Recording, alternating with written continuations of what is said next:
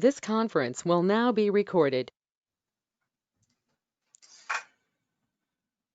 Hello, First United Methodist Church. It's good to be with you today. I have the privilege of being with not only a colleague, but a friend, Nathan Adams, who is a pastor at Park Hill United Methodist Church in Denver, Colorado. Nathan actually is an elder in the Florida United Methodist Church, the Florida Annual Conference, and he moved to Colorado about 4 years ago to serve this thriving church in Denver, Colorado. Nathan and I go way back. Nathan was one of the first students I met when I was at the University of Miami Wesley Foundation back in 2003. In fact, Nathan and one other student, Shannon, were part of the ministry, and I came in the end of their freshman year and got to watch them grow and mature as college students.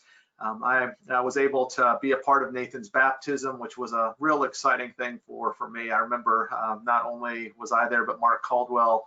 The three of us are good friends, and it was a neat experience for us all to share. And then I had the privilege of being able to officiate Nathan and Alicia's wedding. So we've had some real neat experiences together.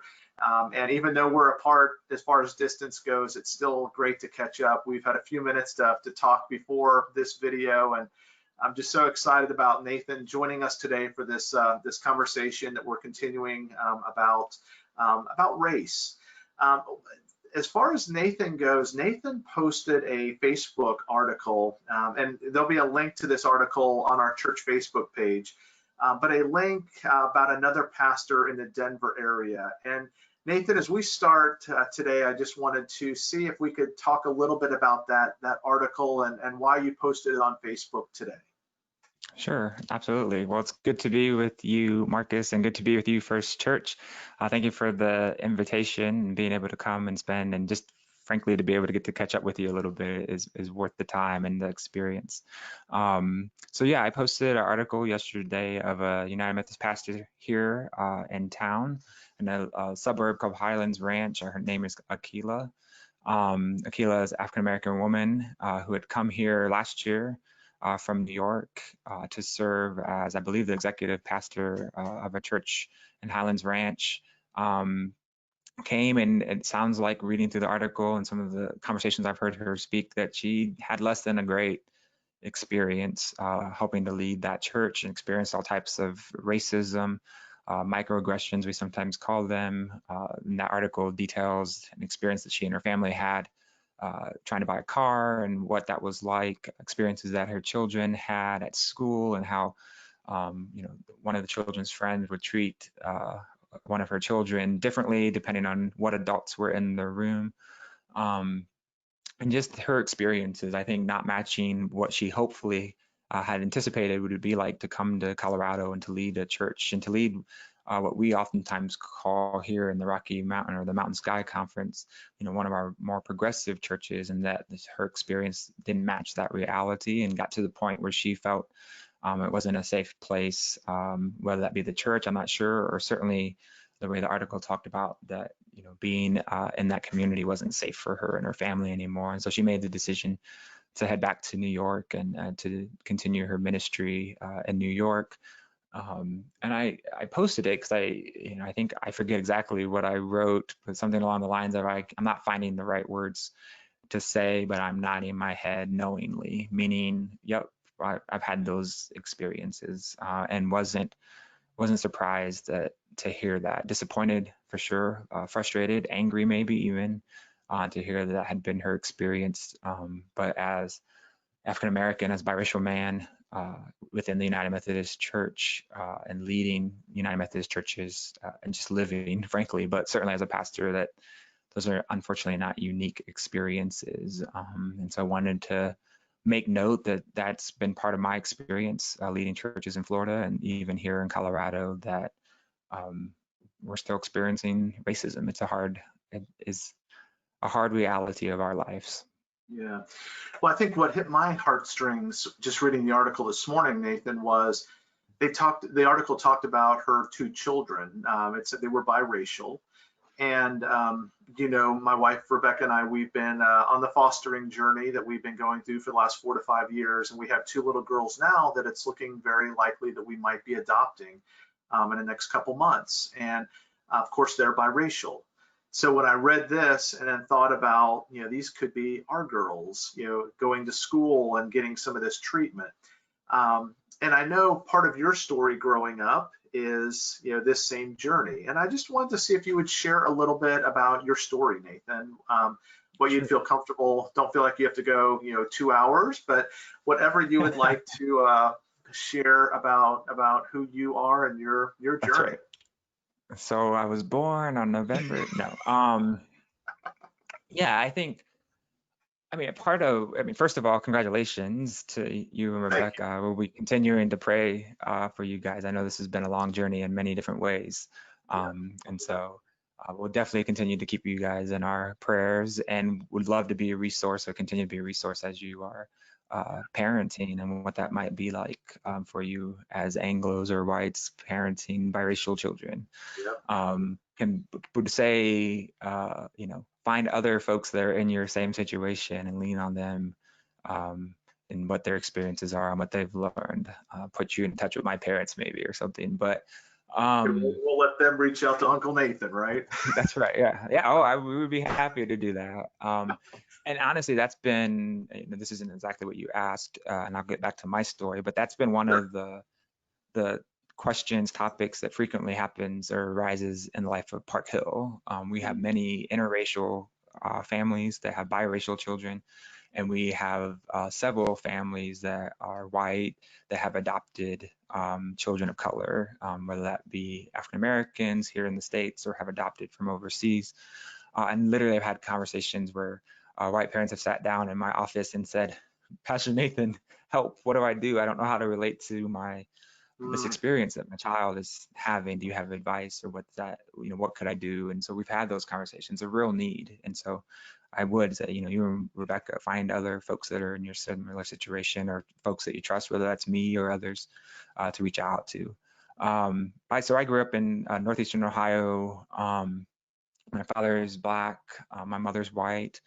Um, I think there were times in my life as I look back where I felt like I was really shielded from a lot of racism. And then there are other times when I go, oh goodness, that's what Mm. you were experiencing. Mm.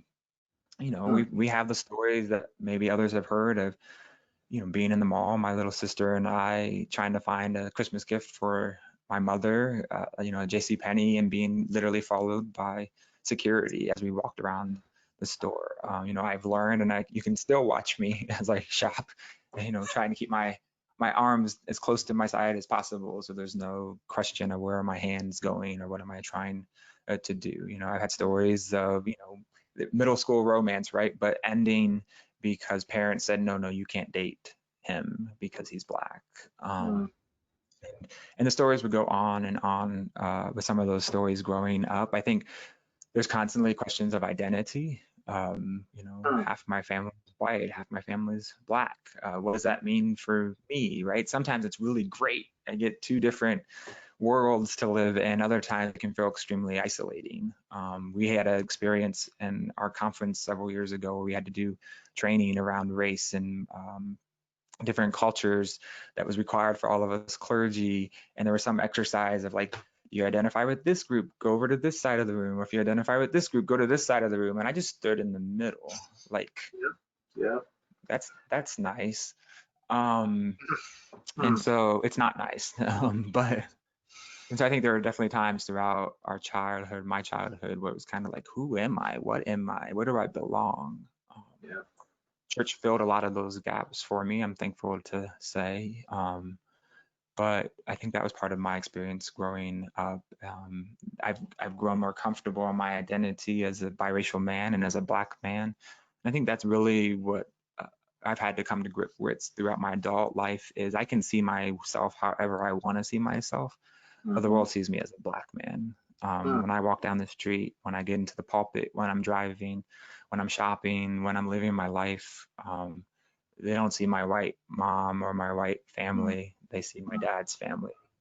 They see the color of my skin and respond accordingly. And so I think that's been the largest learning curve throughout my life when it comes to identity or to race is, we have in this country laws where, the one drop rule, where some of that has played into this historically.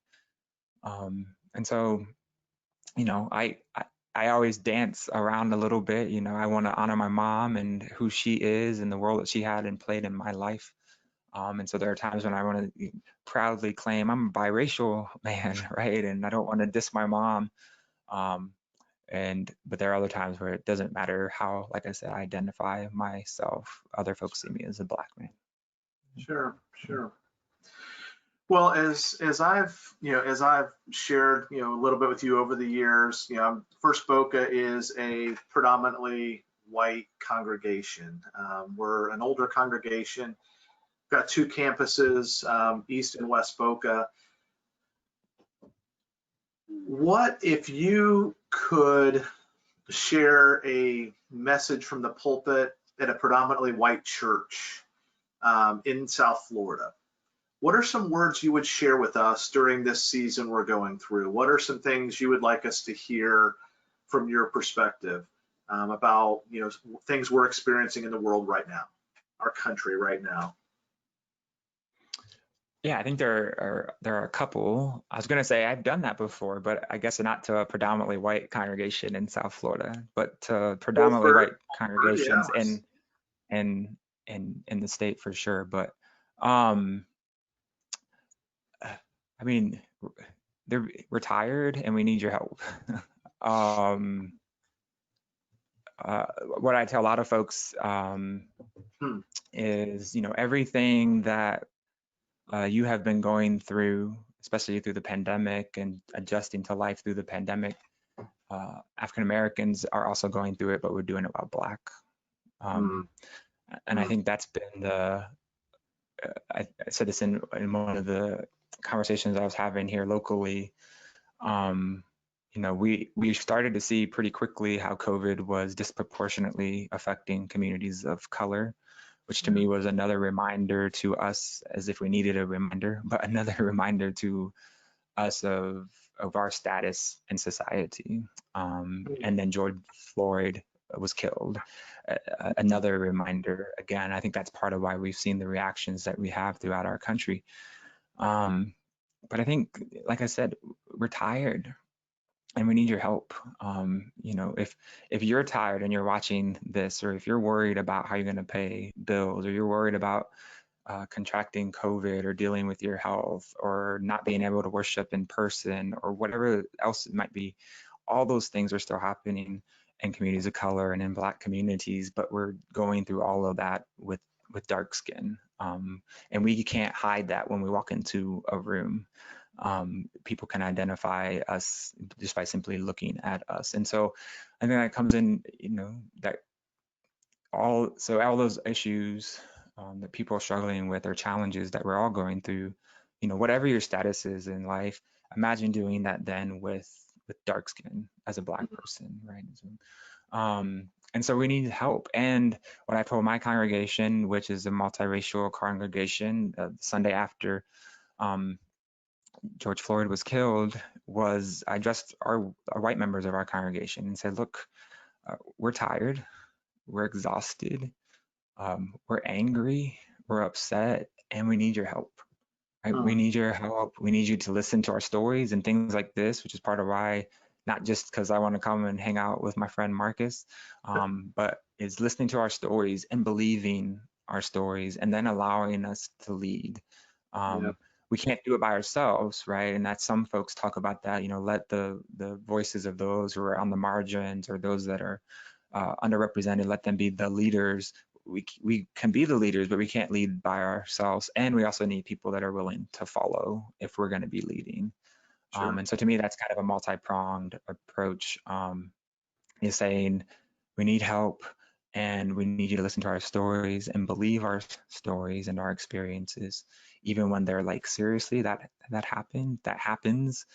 And then work with us to allow us to lead, but also to follow. And then sometimes know, I'm a runner, as you know, a marathoner, and I use imagery like that sometimes. Sometimes we're going to be with the baton, we're going to be up front, or we're going to be taking the lead, and we want you to come and follow. But other times we're going to need a water break, and we're going to need you to take the lead, and so we can follow or draft behind you.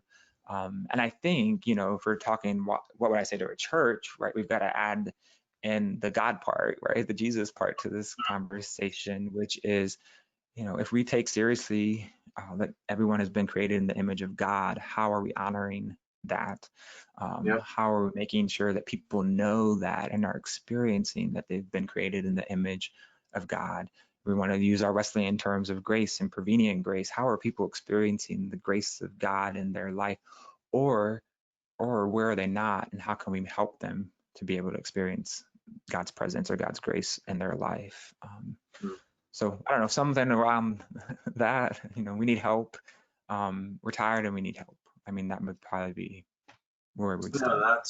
No, that's great. That's if someone said, "What's a tangible way we could help?" What's one thing that pops into your mind? Because I can already hear it now in discussion. Well, that's great, but Pastor, what's a tangible way we can be that help that Pastor Nathan is asking us to be? Yeah, I think coming to this study, right, that you're doing at your church is a start. Coming to the study, having conversations, listening to Blacks when we talk, when we lead, being, this sounds too kind of big, but being willing to change. I think, frankly, the story that we talked about with Aquila is a symptom of a system that is not willing to change. We are pretty good at tokenizing people that are on the margins, whether it's African Americans, people of different sexualities, young people, elderly, whatever it might be.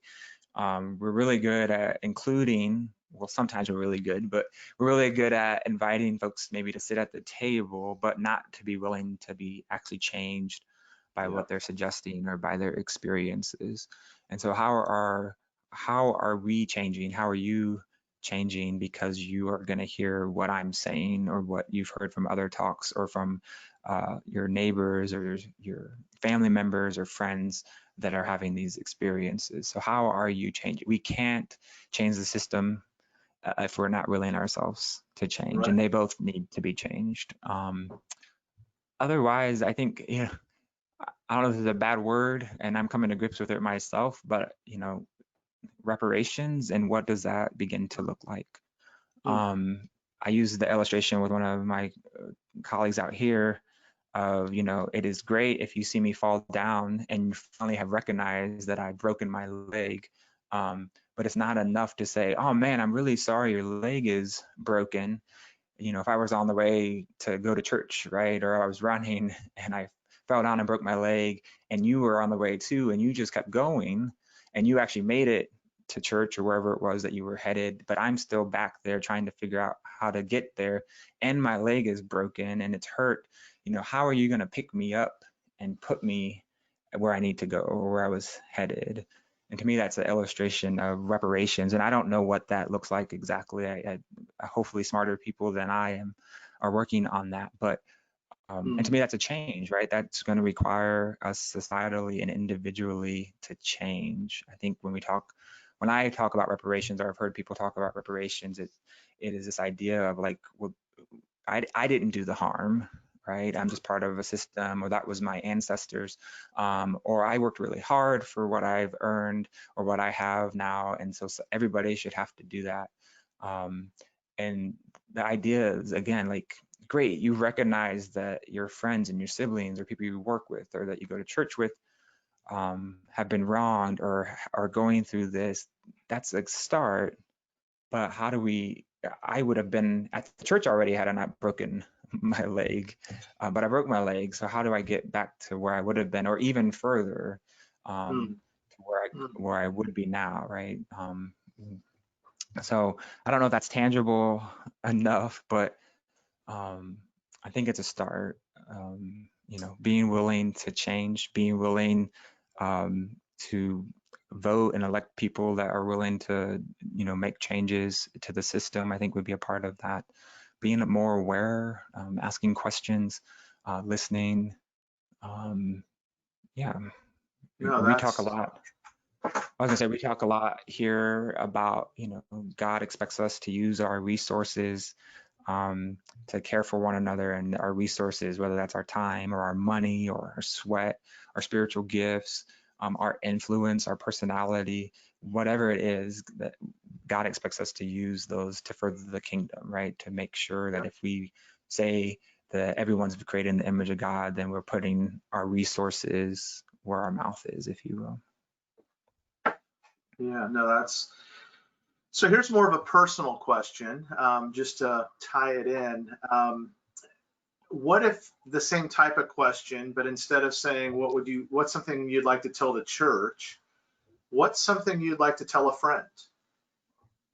What's something you would like me to know during this time about you, or something you would encourage or challenge me to think about in my life as we're going through this together? Yeah. Trying to think, what do I tell my running buddies in the morning, right? That's what I'm thinking, that the folks that I see the most.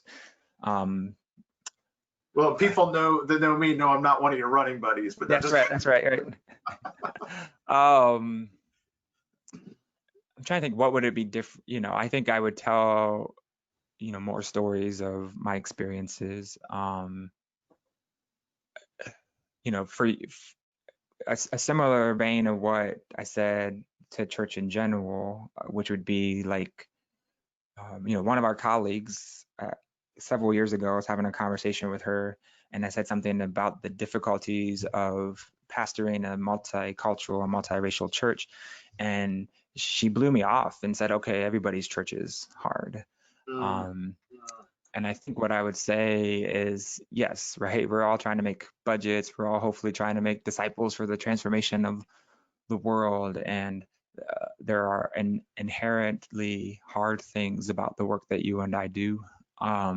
But doing it in different contexts does make a difference, and does make the job easier or harder than in other places. And I think my suspicion is that she would recognize that now, but she did not in that moment. mm, And I think that's a perfect way to invalidate somebody's experience, right? Is to say, oh no, it's all hard, or we all have challenges. Instead of just, you should have just listened. I think that would have been one thing, right? Is to just listen to somebody's experience. But yeah, I think, otherwise I'd say keep doing what you're doing, Marcus. Like, reach out to people and ask and listen and ask how you can help. And most of us are going to say, just you reaching out. And that's what lots of folks did right after George Floyd's death. I had a long list of friends and colleagues that sent me texts or emails or called and just said, "Hey, I just want to check in and see how you're doing." Um, mm, that recognition that something has happened in the world or in our lives that has caused us pain or might be bringing up, painful situations in the past, I think is, again, another tangible step. When you ask about what's a tangible thing you can do that means something, is, oh my gosh, this person in my life recognizes this thing is hard for me. I have a buddy who is agnostic, and he reached out to me and said, "Look, I know you're probably prepping your sermon for Sunday this weekend. I have no idea what you're gonna say, but just know that I'm thinking about you." wow. And so, yeah, I'd say, keep doing that, and you're doing that, Marcus. And so, yeah. Yep. No, that's well. Any last comments you would like to share? Again, we're going to be taking this and then going into small groups, and just sort of talking about, like one of the things I know one of our questions will be is about reparations. That's something that another question I think will be about some of the tangible things we can do. Reverend William Cheney, who we talked to last week, also mentioned we have a very important thing that we can do, and that's vote, and take voting seriously and encourage people to go out and vote. And you mentioned the same thing. So I think that's something we'll have some conversation about, is how we can tangibly make a difference through voting. But anything else, Nathan, you can think of as just any other points you would like to, again, just share with us as we're trying to be, as we're calling this study quick to listen. We're trying to really listen and maybe hear some things for the very first time. Yeah, I mean, I would reemphasize, you're in Florida, right? I'm in Colorado. How our vote goes in November, we do have a pretty critical race, in my opinion, out here, but we're talking nationally. You all are in Florida, and so your votes, we know, as I know, I've lived there for quite some time, are going to be critically important. And Well, so, we're Palm how are Beach with the you? Chads too, so. For sure. I just watched that movie a couple of weeks ago, but I think it was like 2008 or something. They did a movie. Are you going to be willing to vote not only for your own self-interest, but for the interest of others? And might you even vote in a way that puts others before yourself? You know, how it sounds cheesy, but how would Jesus vote? And I don't know that answer necessarily, but I think that maybe that's a question we ask as we Sure. go into the polling booth or as we fill those circles. And no, I think otherwise, you know, final closing thought would be like, how does your relationship, you know, with God impact this conversation? Mhm. I always say, you know, Jesus was asked time and time again, you know, what are the greatest commandments? How do I inherit eternal life? Who is my neighbor? And Jesus, you know, summarizes Deuteronomy in the book of Leviticus and says, love God and love your neighbor like you love yourself. I think that God calls us to do this work. I always challenge my congregations, you know, Jesus ends up on a cross at the end of his life. This isn't, being a Christian, following Jesus is not supposed to be easy or comfortable.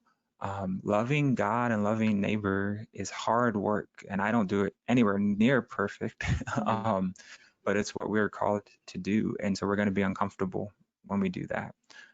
We are a resurrection people, and so death on the cross isn't the end of the story. We have hope for a new life, right? Abundant life.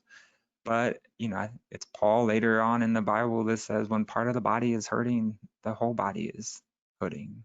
Part of Yep. the body of Christ right now is crying out in our country and really around the world, but particularly here when we talk about Black lives, it's crying out and saying we are hurting and we've been hurting for a long, long time. And if part of the body is hurting, the whole body is hurting. And we've got work to do. And so we are called to continue to do that work.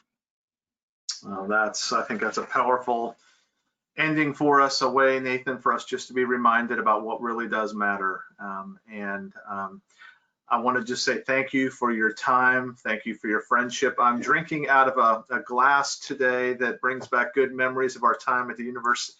You've got your university, oh, looky there. It's the U. It's all about the U. But again, it's exciting to hear the amazing things that you're doing. I'm gonna get a couple links to some of the articles that have been put out recently, particularly the Sunday after George Floyd's death. If you can just send me that, I'll make sure the church gets to see that as we have continued conversations. But Nathan, it's been, as always, great talking with you. Say hello to Alicia. We love and miss you both, okay? All right, we love you as well. Tell Rebecca hi for me. Okay. Thanks for joining us, Nathan. Absolutely.